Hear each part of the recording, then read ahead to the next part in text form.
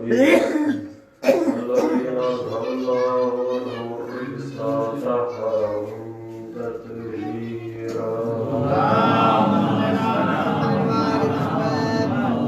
الله على أعدائهم ووصل حقوقهم وذكر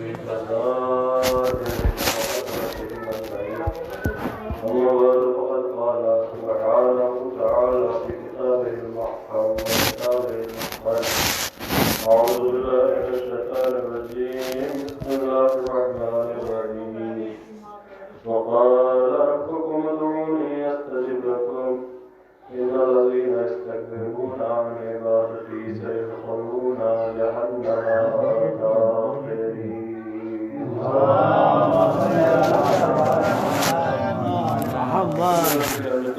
سامعین معظم مولانا کرام مرحومہ کے ساتھ کی وجہ سے اور بہت زیادہ وقت لینا بھی منظور نہیں ہے، لہٰذا وہی گفتگو جو سوئروں کی مجلس میں چل رہی تھی اسی کو تھوڑا سا اور آگے بڑھا دیا جائے۔ خدا تعالیٰ قرآن مجید کا 17واں سورہ سورہ اسراء، 40واں سورہ سورہ غافر، اس کے 60 نمبر آیت میں ارشاد فرما رہا ہے وَقَالَ رَبُّكُمُ ادْعُونِي أَسْتَجِبْ لَكُمْ، تم سے تمہارا پروردگار یہ کہہ رہا ہے کہ تم مجھ سے دعا مانگو، أَسْتَجِبْ لَكُمْ، میں تمہاری دعا کو قبول کروں گا۔ إِنَّ الَّذِينَ يَسْتَكْبِرُونَ عَنْ عِبَادَتِي، اور اس میں بھی شک نہ کرنا کہ وہ لوگ جو ہماری عبادتوں سے بچتے ہیں اکڑتے ہیں سَيَدْخُلُونَ جَهَنَّمَ دَاخِرِينَ، وہ خود جہنم کی طرف جا رہے ہیں اور اس عالم میں جا رہے ہیں کہ رسوا ہو چکے ہیں، ذلیل ہو چکے ہیں، اپنی عزت و آبرو کو نیلام کر چکے ہیں۔ لہذا خداوند عالم انسان کو دونوں راستے بتا رہا ہے، ایک وہ راستہ ہے جو خدا طرف لے کے آتا ہے اور ایک وہ راستہ ہے کہ جو جہنم کی طرف لے کے جا رہا ہے۔ اب یہ انسان کو ان دو راستوں میں سے کسی ایک راستے پہ چلنا ہی چلنا ہے، یعنی انسان ایک طرف سے دیکھا جائے تو مجبور ہے اور ایک طرف سے دیکھا جائے تو مختار ہے۔ مجبور اس اعتبار سے ہے کہ کوئی انسان یہ نہیں کہہ سکتا کہ میں کوئی سے راستے پہ نہیں جاؤں گا، اسے کسی نہ کسی راستے پہ جانا ہی ہے۔ اختیار اس اعتبار سے ہے کہ اس کو یہ اختیار ہے کہ وہ اپنے لیے کون سی ڈائریکشن لیتا ہے، کون سی سمت لیتا ہے، کون سی دشا لیتا ہے، اس کا اختیار اسے دے دیا گیا ہے کہ چاہے اچھے راستے پہ چلا جائے چاہے برے راستے پہ جانا ہے۔ بالکل اسی طریقے سے جیسے کوئی انسان یہ نہیں کہہ سکتا کہ میں زندہ نہیں رہوں گا، یہ سانسیں تو بے اختیار چل رہی ہیں، یہ دن، یہ رات، یہ سال، یہ مہینے، دن بغیر اختیار کے گزر رہے ہیں۔ اختیار انسان کو اتنا ہے کہ وہ یہ طے کرے کہ مجھے اپنی راتوں کو کہاں بسر کرنا ہے، اپنے دنوں کو کہاں بسر کرنا ہے، اپنے مہینوں کو کہاں بسر کرنا ہے، اپنے سالوں کو کہاں بسر کرنا ہے۔ یہ اختیار اس انسان کے پاس ہے، باقی زندگی کا اختیار اسے نہیں دیا گیا۔ جب زندگی کا اختیار اسے نہیں دیا گیا تو موت کا اختیار بھی اسے نہیں دیا گیا۔ لہذا خداوند عالم نے زندگی بھی اسے دی ہے اور موت ہی بھی وہی دینے والا ہے۔ لہذا ایک انسان کو یہ حق نہیں ہے کہ وہ اپنی زندگی کا خاتمہ خود کر دے، سوسائڈ کرنے کا حق اسے نہیں ہے، اسے آتم ہتیا کرنے کا حق نہیں ہے، اسے اپنی زندگی کو ختم کرنے کا حق نہیں ہے، خودکشی کا حق نہیں ہے۔ کیوں نہیں ہے؟ اس لیے کہ زندگی اس کی ملکیت نہیں ہے، زندگی اس کی پراپرٹی نہیں ہے، زندگی کسی کی دی ہوئی ہے۔ لہذا جب دی ہوئی ہے تو اس کی نہیں ہے، اس نے دی ہے، اس کا شکر واجب ہے، اس میں عبادت واجب ہے، اس کا سجدہ واجب ہے، اس کا تھینکس واجب ہے، اس کا شکریہ ادا کریں، یہ اس کے اوپر فرض کیا گیا ہے۔ لہذا اس انسان کو اختیار اتنا دیا گیا ہے کہ یہ اپنے لیے سمتوں کا اختیار کرے، سمتوں کا انتخاب کرے، اپنے لیے ڈائریکشن۔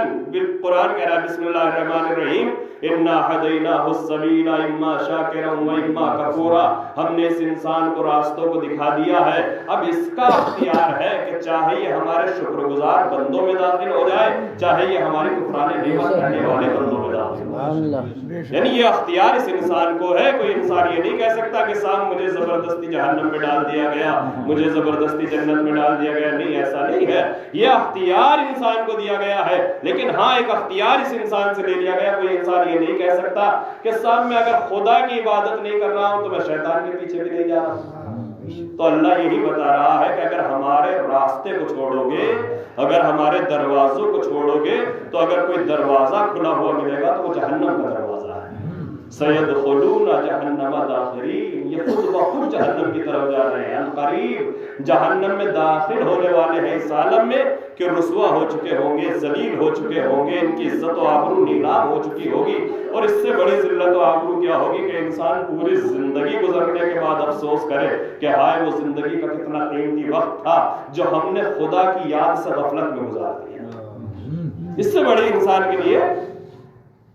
کیا افسردگی ہوگی, کیا انسان کے لیے شرمندگی ہوگی, کیا انسان کے لیے مقام افسوس ہوگا کہ انسان اپنی آخری عمر میں کہہ رہا ہے کہ اے میرے اللہ لیتنی کنت ترابا, کاش میں آج مٹی ہو جاتا, اے اللہ میں کاش دوبارہ سے دنیا میں پلٹا دیا جاتا تو تیری عبادت کرتا, تیری بندگی کرتا. مگر وہ اللہ ہے کہ اس بندے کو بیدار کر رہا ہے, ہوشیار کر رہا ہے, ایسے انسان کو ہوش میں لا رہا ہے کہ جو خواب غفلت میں زندگی گزار رہا ہے. اور اتنی خواب غفلت ہے کہ مولا فرماتے ہیں الناس نیام اذا ماتوا فانتبہوا, لوگ تو سوئے ہوئے ہیں, تم انہیں چلتا پھرتا دیکھ رہے ہو, اٹھتے بیٹھتے دیکھ رہے ہو, کھاتے پیتے دیکھ رہے ہو, آتے جاتے دیکھ رہے ہو, یہ جاگ نہیں رہے ہیں. امام فرماتے ہیں الناس نیام,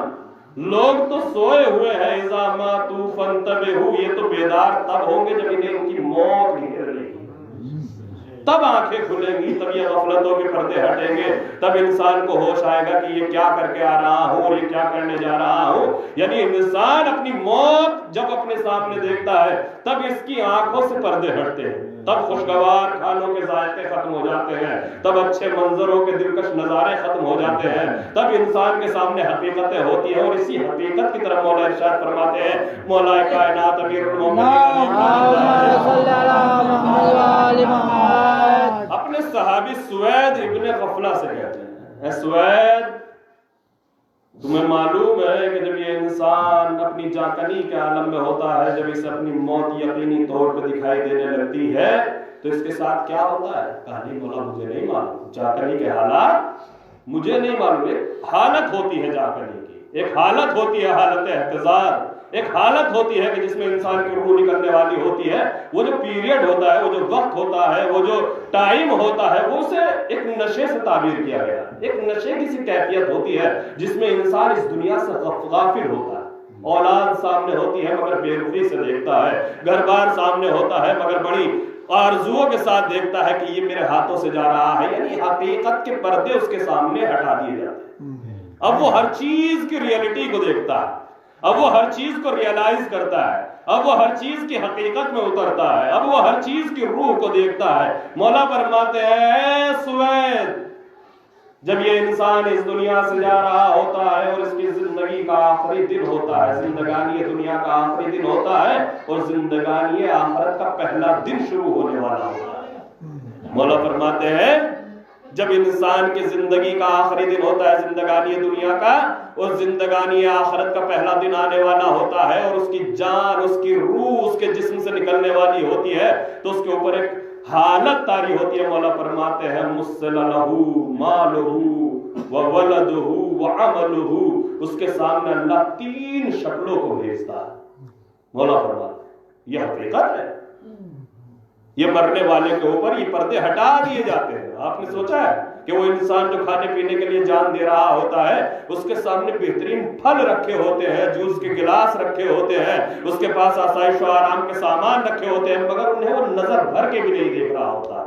پنکھے چل رہے ہوتے ہیں مگر پسینے جاری ہوتے ہیں, لوگ تسلی دے رہے ہوتے ہیں مگر وہ بے چین ہو رہا ہوتا ہے, اس لیے کہ جو یہ دیکھ رہے ہیں وہ نہیں دیکھ رہا ہے, جو وہ دیکھ رہا ہے وہ انہیں نہیں دکھائی دے رہا. ایک حقیقت ہے جس کی طرف مولا متوجہ کر رہے ہیں کہ تمہیں نہیں معلوم لیکن میں بتا رہا ہوں. مسل لہو مالہ وولدہ وعملہ, اللہ اس کے سامنے اس کے عمل کو, اس کے مال کو, اس کی اولاد کو ایک شکل عطا کرتا ہے. ایک اس کا ظاہر ہے, ایک اس کا باطن ہے. औलाद, मौला फरमाते मुझसे न लहू मालूहू, उसके सामने उसका माल एक शक्ल इंसानी में जाहिर होता है जो हमें नहीं दिखाई दे रहा होता मगर उसे दिखाई दे रहा होता है। माल से मुराद यह है कि उसकी जो भी कुछ कमाई है, जो भी कुछ उसकी अर्निंग थी, जो भी उसने इकट्ठा किया था, वो बैंक बैलेंस की सूरत में हो, घर बार की सूरत में हो, खेती बाड़ी की सूरत में हो, जरो जवाहिर की सूरत में हो, नोट की सूरत में हो, दौलत की सूरत में हो, जो कुछ भी उसके पास चलाचल संपत्ति है, सब कुछ उसके सामने एक जाहिरी शक्ल लेके हाजिर होती है। वो मौला फरमाते हैं कि जब उसके सामने उसका माल एक शक्ल जाहिरी लेके हाजिर होता है तो ये अपने माल के सामने गिड़गिड़ाता है और गिड़गिड़ाने के बाद कहता है इन्नी कुन्तु हरीसन अलैकुम फिद दुनिया, मैं तुम्हारे लिए बड़ा लालची था, मैंने दिन को दिन न समझा, रात को रात न समझा, सेहत को खत्म कर दिया, आराम को खत्म कर दिया, जवानी को खत्म कर दिया, मैंने अपनी जिंदगी तुम पे कुर्बान कर दी है। अब मैं इस हालत जार में हूं, कोई मेरी हालत को नहीं समझ सकता, मगर तू मेरे सामने जाहिर हुआ है तो ये बता कि तेरे पास मुझे देने के लिए क्या है। माली इंदक, मौला फरमाते हैं कि ये अपने माल से कह रहा होता है कि ये बता कि इस हालत जार में तेरे पास क्या है कि तू मेरी मदद कर सकता है। ये रो रहा होता है, ये तड़प रहा होता है, ये गिड़गिड़ा रहा होता है, ये गुजारिशें कर रहा होता है। मौला फरमाते हैं कि इसका माल मुस्कुराता है, हंसता है। किस चीज पे हंसता है? इसकी बेवकूफी पे हंसता है। ये माल हंस के कहता है कि तू इतना बड़ा बेवकूफ था कि तूने मेरे लिए अपनी जिंदगी को कुर्बान कर दिया, सेहत को खत्म कर दिया, आराम को खत्म कर दिया, रात को दिन में बदल दिया, हलाल को हराम में बदल दिया, हुक्म खुदा को फरामोश कर दिया, माँ बाप को छोड़ दिया, औलाद को छोड़ दिया, रिश्तेदारों से तूने लड़ाई कर ली मेरे लिए, तूने मुझे कमाने के लिए इतना सब कुछ किया। ये माल हंसता है और हंसने के बाद कहता है कि ये तेरी बेवकूफी थी कि तूने अपना सब कुछ मुझे दे दिया, मगर मैं तुझे सब कुछ नहीं दे सकता। खुद मिन्नी कफनक, मुझसे अपना कफन ले और दफा हो जा, बस इसके अलावा मैं तेरी कोई मदद। खुद मिन्नी कफन, मुझसे अपना कफन ले, इसके अलावा माल दुनिया से तुझे कुछ मिलने वाला नहीं है। ना डॉलर तेरे साथ जाएगा, न ज़रो जवाहिर तेरे साथ जाएंगे, न बैंक बैलेंस तेरे साथ जाएगा, न गाड़ियां तेरे साथ जाएंगी, न ऐसी पंखे तेरे साथ जाएंगे, कुछ भी तेरे साथ नहीं जाने वाला है। बस तेरे साथ अगर मुझसे कुछ जाएगा तो वो तेरा कफन है। मैं दौलत से तुझे कफन दे सकती हूँ, उसके अलावा कुछ नहीं दे सकती। उसके बाद मौला फरमाते हैं कि जब ये दौलत से नाउम्मीद होता है, देखिए दौलत, अगर किसी इंसान दौलत से नाउम्मीद हो जाए तो बहुत सी मसले हल होते हैं। इंसान जितने भी गुरूर है इस इंसान को दौलत ही पर है, पैसे पर है। जितना इसके पास माल होता है, जितना इसके पास पैसा होता है, जितना इसके पास प्रॉपर्टी होती है, उतना ये सर को अकड़ा के चलता है, उतना ये सीने को अकड़ा के चलता है, और ये इतना अकड़ के चलता है कि अजानें हो रही होती है और उसे सुनाई नहीं देती है, मुअज्जिन बुला रहा होता है और उसे सुनाई नहीं देता है, अल्लाह बुला रहा होता है और ये अपने कान नहीं धरता है। लिहाजा जब इसके माल का नशा उतरता, ये बहुत बड़ा नशा है। मौला फरमाते हैं कि माल का नशा तो शराब से भी ज्यादा है, इसलिए कि हर नशा एक वक्त पे उतर जाता है, मगर माल का नशा ऐसा है कि जब तक मौत ना आए ये नशा नहीं उतरता। ये ऐसा नशा है, इतनी बड़ी गफलत है। जब इंसान के पास माल होता है और दौलत होती है, उसके पास सल्तनत और जागीरें होती है, तो ये किसी को अपने बराबर देखना पसंद नहीं करता है, ये किसी को सलाम करना पसंद नहीं करता है, ये किसी के पास बैठना गवारा नहीं करता है, ये रिश्तेदारों को आंख भर के देखना गवारा नहीं करता है। लिहाजा मौला फरमाते हैं कि जब इसका माल इससे ये कहता है कि मुझसे अपना कफन ले और चला जा, तो इसकी हवा खराब होती है। और जब इसका माल का गुरूर टूटता है, माल का गुरूर टूटना इतना बड़ा अहम काम होता है कि अगर एक इंसान के पास माल है, दौलत है, तो उसे कभी खुदा भी याद नहीं आता, उसे कभी अल्लाह भी याद नहीं आता, उसे कभी मौला याद नहीं आते हैं, उसे कभी मौलाना भी याद नहीं आते हैं, उसे कभी रिश्तेदार भी याद नहीं आते हैं, भाई बहन भी याद नहीं आते हैं। लेकिन जब ये माल का नशा उतरता है, बेटा बीमार हुआ, पैसा जेब में था, बहुत ज्यादा पैसा लेके अस्पताल में पहुंच गया, और पहुंचने के बाद बेटे को एडमिट करा दिया कि अभी बचा के ले आएंगे, लेकिन डॉक्टर ने अपनी पूरी कोशिशें कर दी, और कोशिश करने के बाद वो अपने ऑपरेशन थिएटर से बाहर निकला और उसने निकलते ही कहा कि एक्सक्यूज मी, हम आपके बच्चे को नहीं बचा सकते। तो इसने ये समझा कि शायद पैसे कम पड़ रहे हैं, इसने कहा कि अपना मुंह खोलो, हम तुम जितने पैसे कहोगे हम दे देंगे। تو یہ ڈاکٹر پلٹ کے کہے گا کہ تم پیسے دے سکتے ہو مگر میں زندگی نہیں دے سکتا ہوں، یہ زندگی میرے ہاتھ میں نے اپنی پوری کوششیں کر لی ہے، میں نے اپنا 100% جتنا میں کر سکتا تھا میں نے کوششیں کر لی ہے، زور لگا لیا ہے، مگر اب یہ پیسہ تیری اولاد کو بچانے والا، جیسے ہی پیسے کا زور ختم ہوا فوراً اسے دعائیں یاد آنے لگی، فوراً اسے اللہ یاد آنے لگا، فوراً اسے مولا یاد آنے لگے، فوراً نمازوں میں دعائیں یاد آنے لگی، فوراً حدیث قصہ یاد آنے لگی، دعائیں ندبہ یاد آنے لگی۔ اے انسان کتنا ذلیل ہوگا 10 دروازوں پہ ٹھوکریں کھانے کے بعد خدا کے دروازے پہ آ رہا ہے، اگر پہلی ہی بار میں خدا کے دروازے پہ آ گیا ہوتا تو یہ ذلت نہ دیکھنی ہوگی۔ یہ انسان ہے، یہ انسان اتنا عجول ہے، اتنا جلد باز ہے کہ یہ خدا کے دروازے پہ آنے کے لیے تیار نہیں ہے، اسے نقد چاہیے، اسے ادھار کی باتیں پسند نہیں ہے، اسے خدا کے وعدے ادھار دکھائی دیتے ہیں، اسے خدا کے وعدے نقد دکھائی نہیں دیتے، دنیا اسے نقد نظر آ رہی ہے،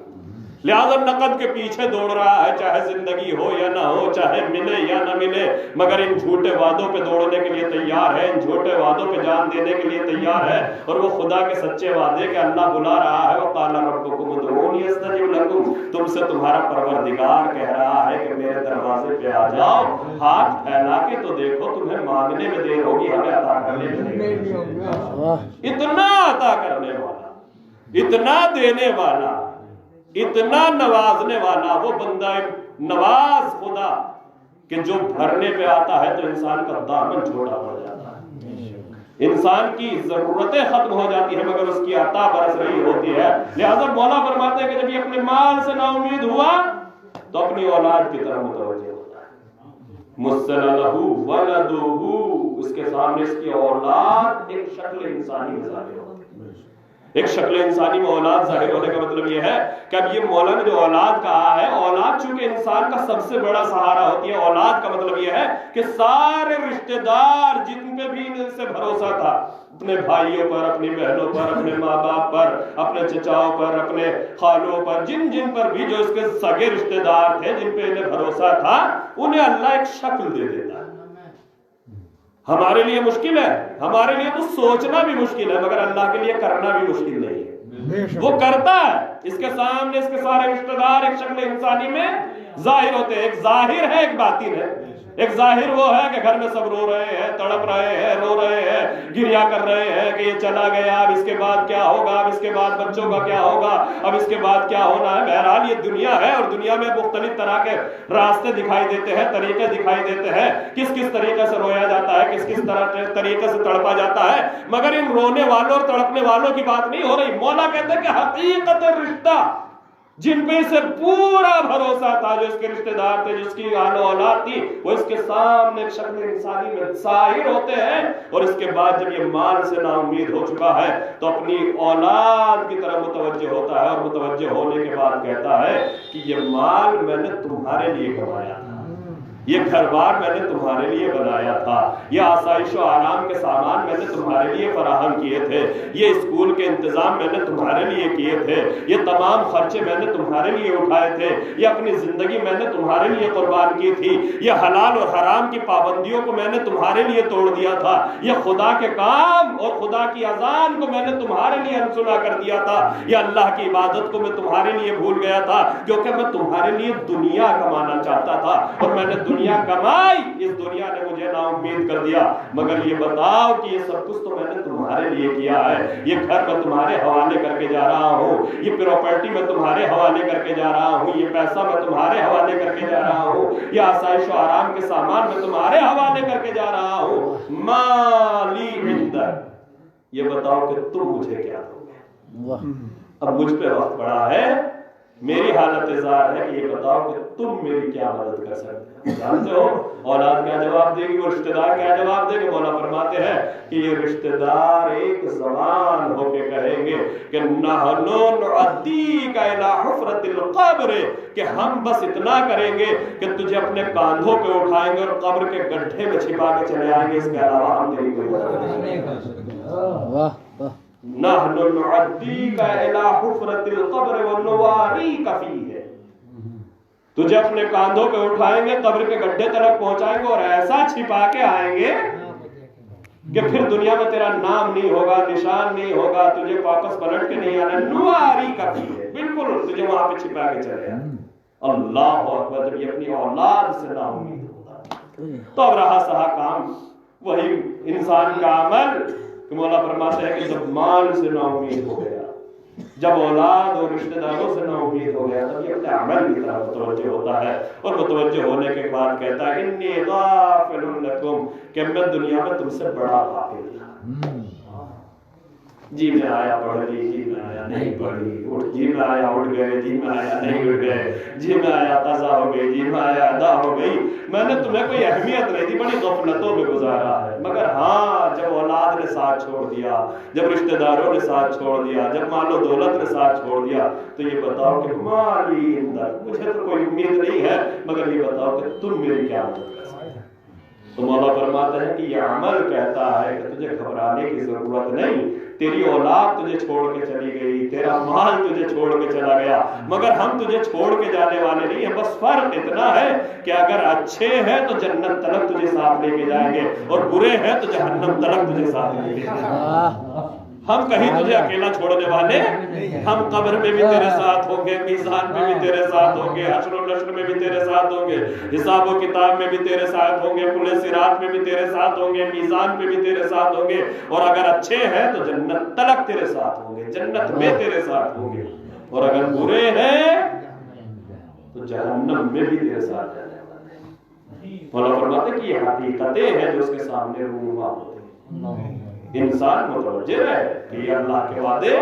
जो ये अल्लाह बुला रहा है, लेकिन कोई ये ना समझे कि साहब माल ऐसी चीज है कि जो इंसान को धोखा देगी, औलाद ऐसी चीज है जो इंसान को धोखा देगी। ये उस माल की बात हो रही है जो खुदा की राह में खर्च किया जाए,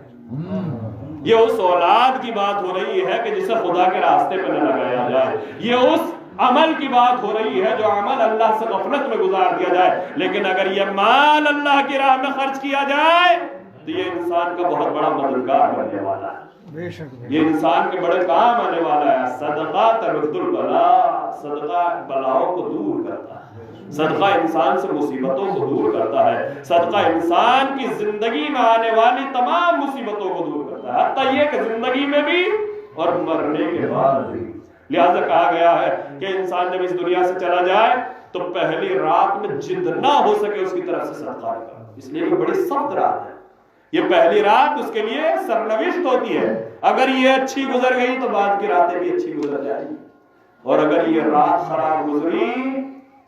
तो फिर कोई रात अच्छी गुजरने वाली। लिहाजा खुसूसी हुक्म है इस रात के लिए कि इंसान जितना हो सके अपने मरने वाले की तरफ से सदका निकाले, खैरात करे, उसकी तरफ से राह खुदा में खर्च करे, उसकी तरफ से इंसाने सवाब करे, उसकी तरफ से लोगों की मदद करे, बेवाओं को मदद पहुंचाए, यतीमों को मदद पहुंचाए। यानी जितना ये उसके लिए खर्च करता चला जाएगा अल्लाह उसे कब्र में अता करता चला जाएगा। लिहाजा बाज़ रिवायतों में यहाँ तक मिलता है कि नमाज वहशत कब्र के साथ साथ अगर कोई इंसान इस है कि वो नमाज नहीं पढ़ सकता, हत्ता ये कि अगर नमाज भी पढ़ता है तो भी उसे ये चाहिए कि वो मरने वाले की तरफ से सदका निकाले, मरने वाले की तरफ से सदका निकाले। क्योंकि बाद रिवायतों में तो मैंने यहां तक भी पढ़ा है, सुना है अपने उस्ताद से कि वो फरमाते थे कि सदका निकाले, यानी नमाज वहशत कब्र। वो तो यहां तक कहते थे, बहरहाल मैं इसकी हकीकत तक नहीं पहुंचा हूं कि क्या कहना चाह रहे हो, कि वो तो ये तलक कहते थे कि नमाज उसके लिए है जो सदका ना निकाल सके, नमाज वहशत कब्र। बहरहाल अब उसको देखना पड़ेगा क्या है, लेकिन उन्होंने टीवी पे बाकायदा बड़ी सिका और बड़ी भरोसे के साथ ये बात कही, लिहाजा सही होगी कि वो ये कहते थे कि नमाज वहशत कब्र उसके लिए है कि जो सदका निकालने पे कादिर ना हो। तो अल्लाह ये कहता है कि अगर सदका नहीं निकाल सकते तो कम से कम 2 रकात नमाज वहशत कब्र ही पढ़ो, वरना इंसान को सदका तो जरूर निकालना चाहिए। लेकिन नमाज वहशत कब्र ऐसा नहीं है कि उसे गफलत में छोड़ दे कि भैया हमने 100 रुपए निकाल दिए, 10 रुपए निकाल दिए, 20 रुपए निकाल दिए तो हमें नमाज नहीं पढ़नी है। नमाज अपनी जगह सवाब करती है, नमाज अपनी जगह कब्र का नूर बनती है, नमाज अपनी जगह अल्लाह का वादा है कि जब अल्लाह आवाज देता है کہ وقال ربکم ادعونی استجب لکم، تمہارا پروردگار تم سے یہ کہہ رہا ہے کہ تم مجھ سے مانگو میں تمہیں عطا کروں، میں تمہیں تمہاری دعاؤں کو قبول کروں گا۔ اور وہ کتنا قبول کرنے والا ہے، آپ یہ سوچیں کہ جب وہ عطا کرنے پہ آتا ہے تو انسان کو ذلیل ہونے نہیں دیتا، انسان کو خوار ہونے نہیں دیتا۔ بس ہمارا فرق اتنا ہے کہ ہمیں اس کے وعدوں پہ یقین نہیں، ہمارا ایمان اس منزل پہ نہیں پہنچا ہے، ہمارا یقین اس منزل پہ نہیں پہنچا ہے، ہمارا یقین اس منزل پہ نہیں پہنچا ہے۔ ورنہ اگر ہمارا یقین اس منزل پہ پہنچے کہ ہمارا خدا ہی ہمارے راستوں کو بتانے والا ہے، ہمارا خدا ہی ہماری ضرورتوں کو پورا کرنے والا ہے، تو اگر انسان اس یقین کے ساتھ اللہ کے دروازے پہ آ جائے تو اللہ کسی اور کے دروازے پہ نہیں جانے دیتے۔ کہ اس واقعہ ہمارے استاد سنایا کرتے تھے، اور اس واقعے کو آپ اپنی زندگی میں بھی محسوس کریں کہ وہ کہتے تھے کہ ایک انسان تھا، بڑا کمزور تھا، پیسے کے اعتبار سے، اقتصاد کے اعتبار سے، فائنینس کے اعتبار سے مال و دولت نہیں تھی، کہ ایسے میں اس کی بیوی بیمار ہوئی۔ دیکھیں اللہ جب عطا کرتا ہے تو کسی کے دروازے پہ جانے نہیں دیتا۔ بہرحال یہ مرنے والی کے ساتھ بھی اس طرح کے واقعات ہیں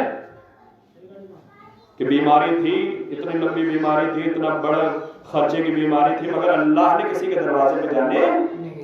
نہیں دیا۔ یہ خدا کا کرم ہے کہ اتنی بڑی بیماری ہونے کے بعد، اتنا خرچہ ہونے کے بعد، اتنے اخراجات ہونے کے بعد بھی اللہ نے کسی کے دروازے پہ جانے نہیں دیا۔ یہ واقعہ بھی بالکل ایسے ملتا جلتا ہے کہ وہ شوہر کے حالات بڑے خراب، ایسے میں بیوی بیمار، جب بیوی بیمار ہوئی ہاسپٹل لے کے گیا تو ڈاکٹر نے کوئی بیماری بتائی اور کہا کہ یہ 2 دن کے اندر اگر اس کا آپریشن نہ ہوا تو یہ بیوی تمہارے ہاتھ سے چلی جائے گی، اس کی موت یقینی ہے۔ اب بہرحال اس کے پاس پیسے نہیں، دولت نہیں، کیسے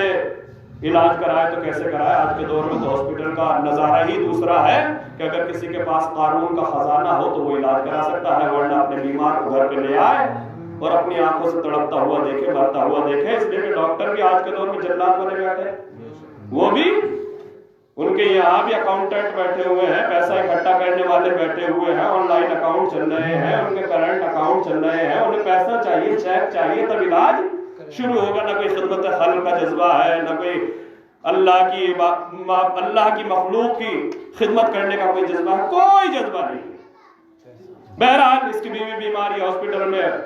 بھرتی کرایا، ڈاکٹر نے کہا کہ 2 دن کے اندر اگر آپریشن نہ ہوا تو یہ بچنے والی نہیں ہے۔ ویسے میں انسان کا وہی حال جو مولا فرما رہے ہیں کہ اسے اپنے مال پہ بھروسہ ہوتا ہے، اپنے رشتہ داروں پہ بھروسہ ہوتا ہے، مگر خدا پہ بھروسہ نہیں ہوتا۔ اس نے فوراً خود اپنے پاس مال نہیں تو اپنے آپ سے تو نا امید، اس نے اپنے رشتہ داروں کو فون کرنا شروع کیا، وہ رشتہ دار کہ جنہوں نے دیکھ لیا تھا کہ ہاسپٹل لے کے جا رہا۔ لہذا جب اس نے فون کرنا شروع کیے تو کسی نے فون نہیں اٹھایا، کسی کے یہاں گھنٹی بجتی رہی، وہ اٹھانے کے لیے تیار نہیں ہوا۔ اب یہ کسی کے دروازے پہ پہنچا تو اس نے اس سے پہلے ہی اپنا نوحہ کہہ کے رکھ لیا کہ جیسے ہی اپنی مصیبت سنائے گا میں اس سے زیادہ مصیبت سناؤں گا۔ اور ایسا ہوتا ہے جب انسان کے اوپر وقت پڑتا ہے تو وہ رشتہ دار جو بڑا سینہ پھلا پھلا کے کہہ رہے ہوتے تھے کہ ہمارے پاس اتنا ہے، ہمارے پاس اتنا ہے، جب انسان پہ وقت پڑتا ہے اور ان سے مانگنے کے لیے کچھ پہنچ جاتا ہے تو ان کے پاس اتنا بڑا نوحہ ہوتا ہے کہ انسان کا دل پسیج جاتا ہے کہ اگر میرے پاس ہو تو اپنی ضرورت بعد میں پوری کروں، پہلے اس کی پوری کروں۔ وہ اپنا غم بھول جاتا ہے، وہ ان کے غم میں اتنا غمگین ہو جاتا ہے، وہ اتنے خرچے بتاتے ہیں، وہ اتنی پریشانیاں بتاتے ہیں، وہ اتنی مجبوریاں بتاتے ہیں۔ لہٰذا یہ دنیا ہے، مگر انسان کو ذلیل ہونا ہے، ان کے دروازوں پہ جانا ہے۔ لہٰذا فون کر رہا ہے مگر اٹھانے کے لیے تیار نہیں، دروازوں پہ گیا مگر کوئی مدد کرنے کے لیے تیار نہیں۔ جنہوں نے بڑے سہارے دیے تھے، جو رات دن ساتھ کھڑے رہا کرتے تھے، جو ایک ساتھ کھایا پیا کرتے تھے، جو اکثر ہمارے ساتھ شریک ہوتے تھے، مگر آج کوئی مدد کرنے کے لیے تیار نہیں۔ اگر یہ معلوم ہو جائے کہ یہ مانگ لے گا تو دور بھاگنے کے لیے تیار۔ اللہ اکبر! جب اس نے دیکھا کہ کوئی مدد کرنے کے لیے تیار نہیں ہے اور اگر آپریشن نہ ہوا تو یہ شریک حیات ہاتھ سے چلی جائے گی، دنیا سے چلی جائے گی۔ لہٰذا جب سب سے نا امید ہو گیا تو اب سڑکوں پہ پھر رہا ہے، مارا دن گزر گیا، رات آ گئی، اور رات میں جب رشتہ داروں کے بھی دروازے بند ہیں، کوئی فون اٹھانے کے لیے تیار نہیں ہے، کہ ایسے میں اس نے دیکھا کہ ایک دروازہ کھلا ہوا ہے۔ اس نے کہا کہ یہ کون ہے؟ اس کا دروازہ کھلا ہوا ہے۔ جو جا کے دیکھا کہ ایک مسجد ہے، اس کا دروازہ کھلا ہوا ہے، لہٰذا اس نے سوچا کہ جب کچھ کام نہیں ہے تو چلو نماز ہی پڑھ لی جائے، اپنے خدا ہی سے مانگ لیا جائے۔ وضو کرنے کے بعد اللہ کی بارگاہ میں آ کے بیٹھا، نماز پڑھی، نماز پڑھنے کے بعد اپنا درد دل اپنے خدا کے سامنے رکھ دیا، میرے اللہ یہ مشکل میرے لیے ہے مگر تو تو علی کل شیء قدیر ہے، تو اگر چاہے تو بند دروازوں کو کھول دے، تو چاہے تو بہتے ہوئے پانی میں کشتیاں چلا دے، تو چاہے تو کوئی ذریعہ بنا دے، میرے اللہ تیرے لیے کوئی مشکل نہیں ہے، میں تیرا بندہ غافل ہوں مگر تو میرا خیال رکھنے والا پروردگار ہے۔ اے میرے اللہ مجھے تیرے دروازے پہ آنے کا دے رکھیے، مگر اے میرے اللہ کس کے دروازے پہ جائے، کہاں جائے، کس سے مانگے، کس سے سوال کرے، میرے اللہ کس کس کے دروازے پہ جاؤں، جہاں جاتا ہوں کہ مدد کرنے کے لیے تیار نہیں ہے۔ اب روایت کہتی ہے کہ اسی اسنا میں ایک بہت بڑا پیسے والا، کسی کمپنی کا مینیجر، کسی کمپنی کا مالک، کسی فیکٹری کا مالک اپنے گھر میں آرام سے لیٹا ہوا ہے، نرم بستر پہ لیٹا ہوا ہے، اے سی کھلی ہوئی ہے کہ رات کا سناٹا ہے مگر اسے نیند نہیں آ رہی ہے، نرم بستر پہ پسینے چل رہے ہیں، نیند آنے کے لیے تیار نہیں ہے، سونے کی گولیاں کھا رہا ہے مگر نیند نہیں آ رہی ہے، بے چینی ہے، اضطراب ہے، ایک عجیب طریقے کی کیفیت ہے۔ لہٰذا اس نے یہ سوچا کہ تھوڑا ٹہل لیا جائے، اور ٹہل کے جب تھوڑا سا جسم میں تھکن سی ہوگی، تھوڑا ذہن ادھر ادھر ہو جائے گا تو نیند آ جائے گی۔ اپنے گھر سے نکلا اور نکلنے کے بعد اپنی گاڑی کو باہر نکالا، اور نکالنے کے بعد شہر کے چوراہے پہ آیا، اور چوراہے پہ آنے کے بعد اس نے سوچا کہ چلو چائے پی لی جائے گی، کافی پی لی جائے گی، تھوڑا سا وقت گزر جائے گا، اس کے بعد جا کے سو جائیں گے۔ مگر جب آیا ہے چوراہے پر تو دکانیں بند ہو چکی ہیں، کیفیٹیریاز بند ہو چکے ہیں، چائے کے ہوٹل بند ہو چکے ہیں۔ اب ایسے میں جب یہ کچھ بھی نہیں ہے تو یہ پریشان ہے، اتنے میں اسے بھی نظر آیا کہ مسجد کا دروازہ کھلا ہوا ہے۔ اس نے سوچا کہ وقت بھی تو گزارنا تھا، یہاں نہ صحیح چلو یہاں گزار لیا جائے، جب نیند آئے گی تب پلٹ کے چلے جائیں گے۔ یہ سوچ کے یہ بھی مسجد میں داخل ہوا، اس نے وضو کی، اور وضو کرنے کے بعد جب یہ آگے بڑھا تو اس نے دیکھا کہ کوئی انسان اور ہے جو تڑپ تڑپ کے دعا کر رہا ہے۔ اس نے یہ سوچا کہ چلو میرے ساتھ یہ پریشانی ہے کہ مجھے نیند نہیں آ رہی، میں یہاں آ گیا، مگر یہ یہاں کیوں دعائیں مانگ رہا ہے، یہ یہاں کیوں تڑپ رہا ہے، یہ رات کے سناٹے میں یہاں کیوں دعائیں مانگ رہا ہے۔ یہ دبے قدموں سے چلا، اور چلنے کے بعد اس کے پیچھے بیٹھ گیا، اور جب اس کے پیچھے بیٹھ گیا تو یہ اس نے دیکھا کہ یہ دعا مانگ رہا ہے کہ میرے اللہ میری بیوی اس طریقے سے ہاسپٹل میں ہے، اگر کل تک آپریشن نہ ہوا تو مر جائے گی، دنیا سے گزر جائے گی، اے میرے اللہ تو ہی میرا آخری سہارا ہے، میں کسی کے دروازے پر جانے والا نہیں ہوں، اب میری عزت و آبرو تیرے دروازے پہ رکھی ہوئی ہے، ایاک نعبد و ایاک نستعین، اے میرے اللہ میں تیری عبادت کرتا ہوں اور تجھ ہی سے مدد چاہتا ہوں، میں صرف تجھ ہی سے مدد چاہتا ہوں، تو جسے ذریعہ بنا دے وہ الگ بات ہے، لیکن میں تیرے دروازہ چھوڑ کے کہیں جانے والا نہیں ہوں۔ یہ پیچھے بیٹھا ہوا سن رہا ہے، اس کی آنکھوں میں آنسو آ گئے، آنکھوں میں آنسو آئے، آگے بڑھا، اور بڑھنے کے بعد کہا کہ بھائی میں نے تیری دعا کو سن لیا، میں تجھ سے کوئی زبردستی نہیں کر رہا ہوں مگر گزارش کر رہا ہوں، میں بہت گناہگار ہوں، پیسہ بہت ہے، فیکٹری کا مالک ہوں، میرے پاس پیسے کی کوئی کمی نہیں ہے، میں یہ چاہتا ہوں کہ میں تیری تھوڑی سی مدد کر دوں، تجھے کچھ پیسہ دے دوں۔ اس نے کہا کہ نہیں، مجھے تجھ سے مدد نہیں چاہیے۔ یہ سر ہوا کہ نہیں، میں یہ چاہتا ہوں خدا کے لیے، میں تو کسی نام و نمود کے لیے نہیں، میں کسی شہرت کے لیے نہیں، میں اللہ کے لیے تیری مدد کرنا چاہتا ہوں، اس پہ مدد کو قبول کر لے۔ اور کیا کہنے کے بعد جب اس نے ہاں کہا تو اس نے اپنی جیب سے چیک بک نکالی، اور چیک بک نکالنے کے بعد اس پہ اماؤنٹ بھرا کہ کتنے پیسے کی ضرورت ہے، جتنے ڈاکٹر نے بتائے تھے اتنے پیسے اس نے اس چیک بک میں بھرے، اور بھرنے کے بعد سائن کر دیے، اور سائن کرنے کے بعد اس کے حوالے بڑی عزت کے ساتھ کیے، بڑی انکساری کے ساتھ کیے، بڑے دل کو جھکاتے ہوئے کیے، اور کرنے کے بعد جب اس کی خدمت میں دے دیے، اس سے کہا کہ اسے قبول کر لینا تاکہ خدا بھی قبول کر لے۔ جب اس نے یہ قبول کر لیا تو ایک مرتبہ اس کے دل کا ایمان جاگ رہا، اب یہ اللہ کی راہ میں مدد کرنا چاہتا ہے۔ اس نے یہ سوچا کہ اسپتال والے تو ایک بل پہلے بتاتے ہیں، اور کچھ ہڈن چارجز بھی تو ہوا کرتے ہیں،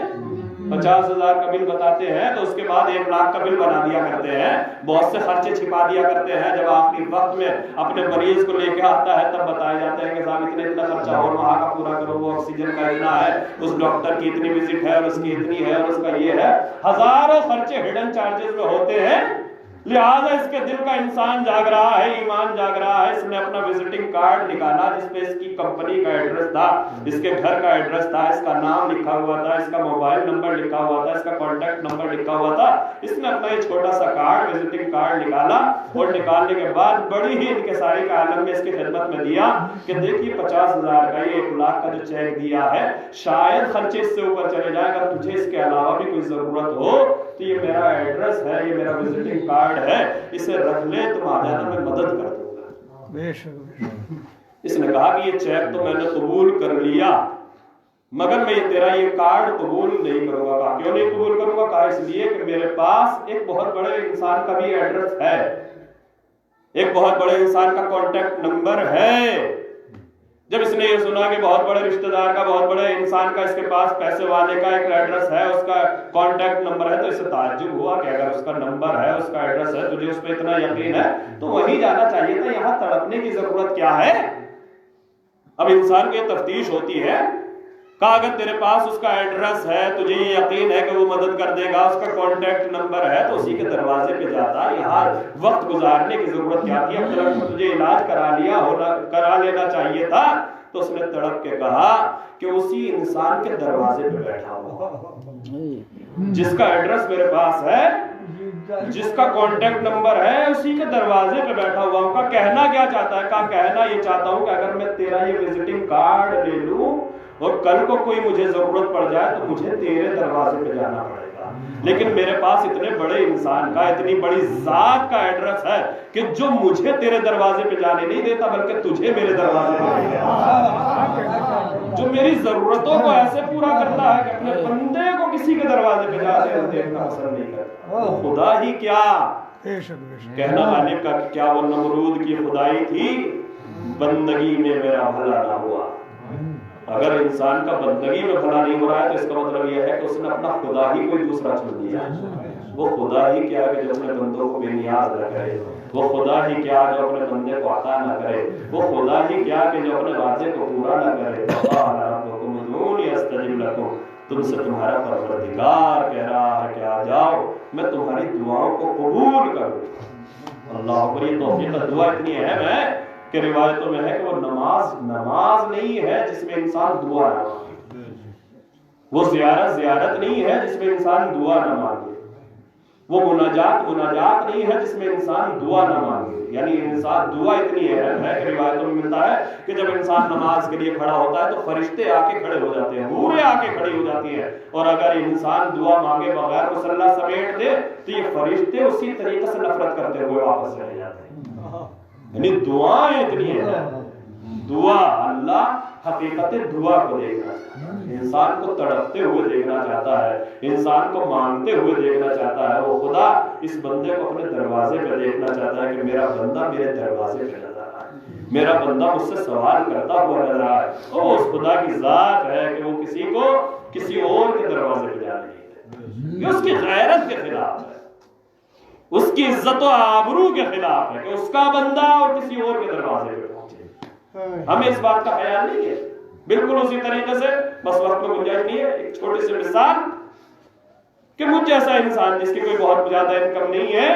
لیکن اس کے باوجود بھی اتنی عزت اور اتنی آبرو اور اتنا وقار اور اتنی خوددار ہوں کہ اگر میں اپنے گھر میں موجود ہوں اور میرا بچہ میرے سامنے موجود ہے اور میرا بچہ اگرچہ اسے پیسوں کی ضرورت ہو اور کوئی مجھ سے ملنے کے لیے آ جائے اور میرا بچہ باتوں ہی باتوں میں اس کے چکر کاٹنے لگے اور چکر کاٹتے کاٹتے اس کے ہاتھ پیروں کو چومتے اور اس سے پیار ہی پیار میں 10 روپے مانگ لے اور میری آنکھ میں دیکھ لے تو مجھے برداشت نہیں ہوگا کہ میری اولاد باپ کے ہوتے ہوئے کسی غیر سے سوال کرے. برداشت نہیں ہوگا. دل خودکشی کرنے کی اجازت مانگے گا کہ یہ تو عزت کا جنازہ نکل گیا کہ باپ موجود ہے اور اولاد دوسروں سے سوال کرے. یعنی میری عزت، حالانکہ کوئی بہت بڑا پیسے والا آدمی نہیں، لیکن اگر میری اولاد میرے سامنے کسی رشتہ دار سے اگرچہ وہ دے دے پیار میں محبت میں، اس کے لیے کوئی بڑی بات نہیں ہے، اس کے لیے کوئی بری بات بھی نہیں ہے دینا، لیکن اگر وہ مانگ لے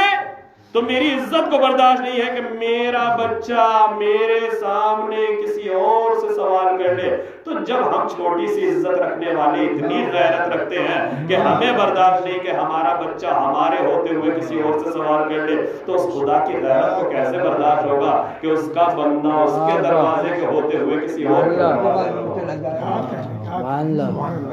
کتنا خدا کو غضب آتا ہوگا, کتنا خدا ناراض ہوتا ہوگا, کتنا اللہ کو جلال آتا ہوگا کہ اس کا بندہ اس کا کھلا ہوا دروازہ چھوڑ کے دوسروں کے دروازے پہ جا رہا ہے. اس کا خدا اسے بلا رہا ہے مگر وہ اس کے اپنے خدا کی آواز سننے کے لیے تیار. اللہ اکبر. وہ جو بلا کے بانٹ رہا ہے, جس کے فرشتے آواز لگا رہے ہیں, صبح کی نماز پڑھ تیرا رزق لکھ دیا جائے گا, وہ یہ رزق کے لیے پریشان, یہ پیسے کے لیے پریشان, یہ دولت کے لیے پریشان. اللہ کہہ رہا ہے لا بذکر اللہ تطمئن القلوب, آگاہ ہو جا کہ دنیا کی کسی چیز سے دل کو اطمینان ملنے والا نہیں سوائے ذکر خدا کے. اللہ کا ذکر ہی ہے جو بے چین دلوں کو اطمینان عطا کرتا ہے. اللہ اکبر. یہ اطمینان ہے کہ جو ہمیں سیرت معصومین میں نظر آتا ہے, یہ سکون ہے جو ہمیں سیرت فاطمہ زہرا میں نظر آتا ہے. اللہ اکبر. ایک مومنہ کے اصال اتباع کی مجلس اور ایام فاطمیہ چل رہے ہیں, لہذا دیکھیں تو صحیح کہ بیوی کتنی مطمئن ہے, درد ہے, پریشانی ہے, بیماری ہے, مشکلیں ہیں,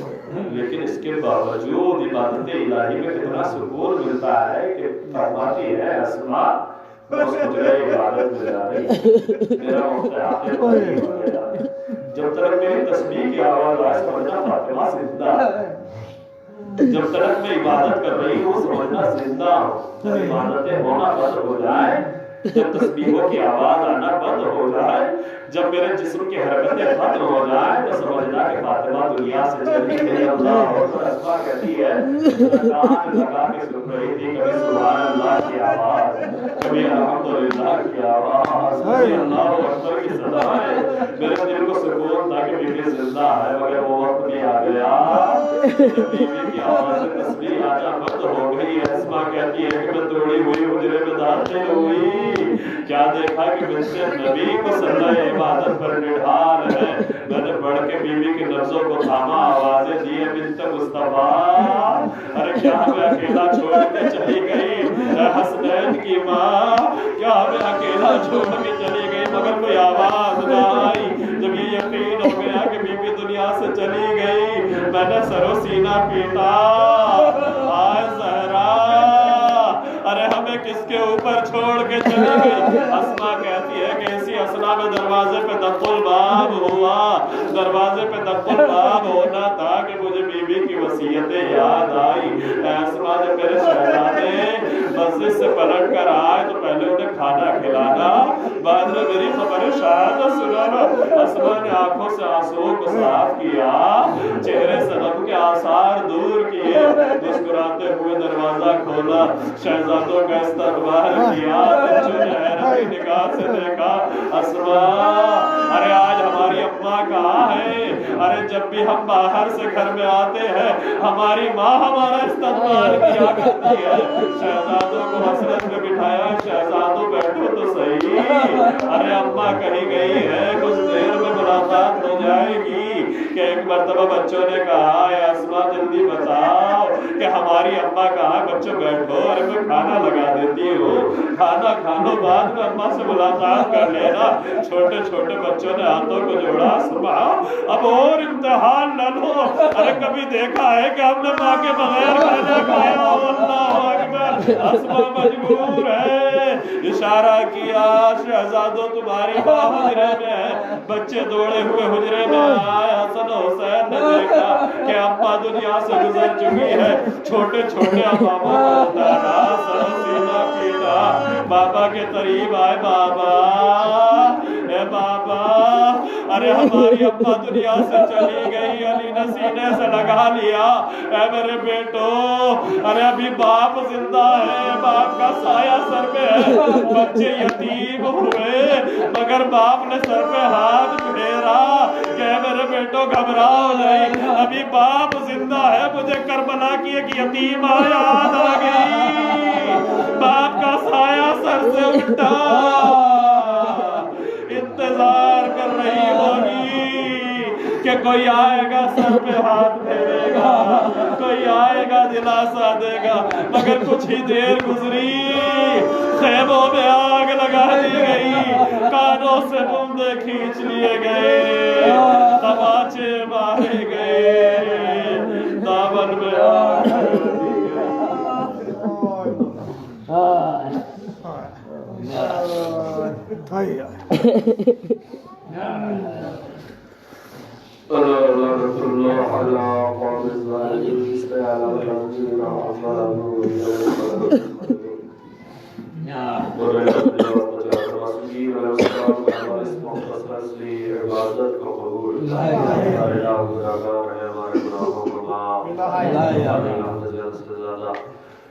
اپنی عبادت کرنے کی توفیق عطا فرمائے الرحمن الرحیم یا ایام فاطمیہ چل رہے ہیں شہادت بی بی فاطمہ کے دن ہے ان کے رونے اور ان کی گریہ کرنے کے دن ہے والے ایام فاطمیہ شہزادی کے دل کو ہم سے راضی و خوشنود فرمائے ہمیں ایسا گناہ نہ کرے جس نے کی رضیلہ و وقیر فرمائے تجواز جہاں معصومین علیہ السلام تو رحمان ہے تو رحیم ہے حکومت اسلامی